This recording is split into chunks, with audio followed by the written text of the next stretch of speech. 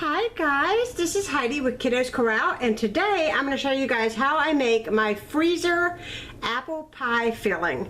Now, apples are really coming into season right now with it being the fall, and well, you know, nothing pleases me more than some good old apple pie. So the first thing you're going to need is a cup of sugar. This is it's just white sugar. And I will put the amounts down below in the description box for you guys that want to check that out. So this is 1 cup of sugar. To this we want to add in 1 cup of brown sugar. And I didn't measure this stuff out, so bear with me.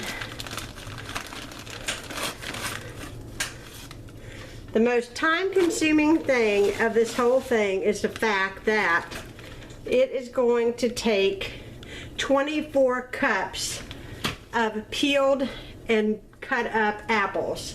So that has already been done. Don't worry, I will save you the grief. We are going to add in some salt,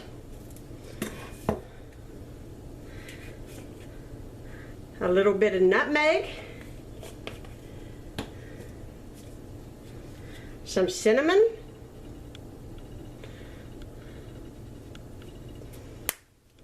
and then we're going to add in 1 cup of cornstarch. And we're going to add in 6 cups of water.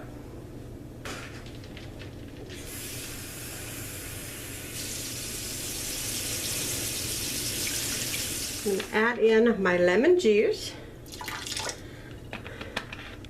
And I'm just going to get a whisk. Hopefully I can find my big whisk. And I want to bring this up to a light simmer or boil. And once it gets to a boil, then I'm going to add in all of my apples. Okay, I apologize for the steam, and hopefully you guys can see, but this has become really nice and brown and a little bit thicker consistency since it's cooked up. I have to say, it smells so good with the cinnamon and the nutmeg and all of that. Now we're going to put in all of our apples, and like I said, this is 24 cups of apples. A lot of apples, people. All right, I need to get a good spoon so I can get this all in here. All right. These are going to cook down too. So I've got another bowl of apples. And you notice I use my largest pot. There's a reason for that. My other pot would not have held this. No. So we're going to continue cooking this. This is going to cook down. And this is going to be really, really good. So what I'm going to do is I'm going to let this simmer for a little while, and then I'll come back and I'll show you guys what it looks like. Okay, I thought I would show you real quickly, and I apologize for the lighting being a little wonky. It is pitch dark outside. It's like 8 o'clock at night, and what else to do but to make apple pie filling? But anyways, I wanted to show you guys. I'm going to lift this and it's going to steam a bit, but you can see it started to thicken with the apples. And the apples are getting really tender, and it smells fantastic. Now, you do not want to overcook these apples because you want them to stay sort of in a whole form, because if you think about it, you're going to be putting these into the oven to bake them in a pie.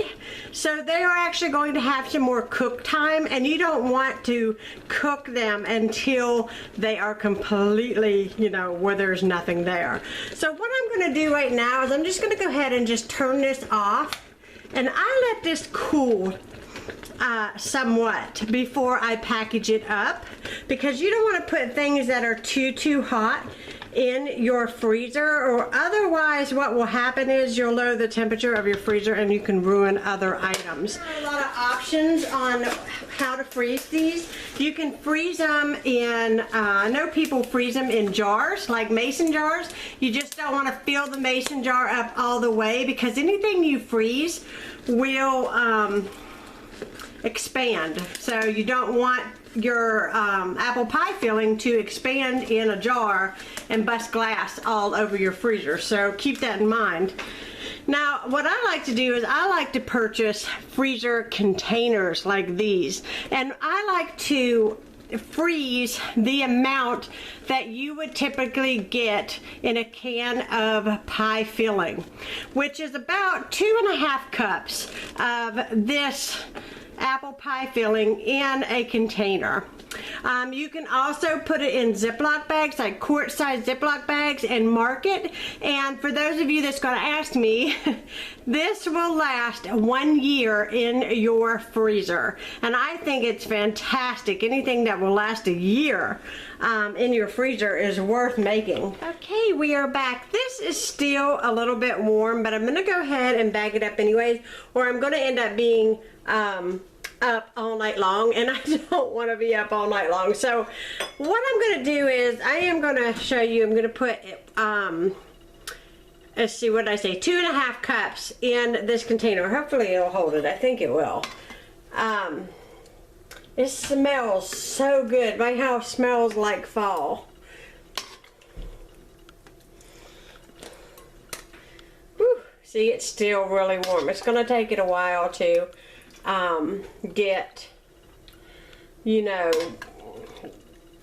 cooled down. All right, another half. This is a half cup, by the way. And there we go. And like I said, it's still warm. Bring this out and put this, I don't know if you guys can see. Hopefully you can. But, oh my goodness, I got a fork and tried it. If you don't want to use this as apple pie filling, you can eat it just as is. You could put a little bit of homemade whipped cream on top of it. Oh my gosh, it is so good. Okay guys, I'm all done. So I got basically six homemade cans, if you will, of apple pie filling. So there's 3 here and 3 here, and I double bagged these, even though it said freezer bag. They're from the Dollar Tree, and I just wanted to make sure that they were good and sealed and prepared to be in my freezer. And then I had a little bit left, and I put it in a bowl, and I think I'm going to enjoy that. I also want to tell you guys that if you wanted to and you didn't want to use this as pie filling, another way that I utilize these is to put it on the side with some ham.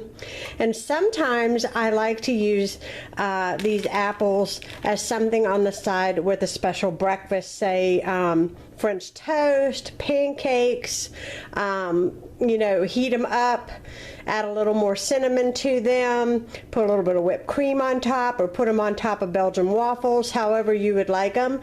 They are so good, and there are so many more ways that you can serve these apples besides apple pies. But if you are looking for good homemade apple pie filling that you can freeze, this is your recipe.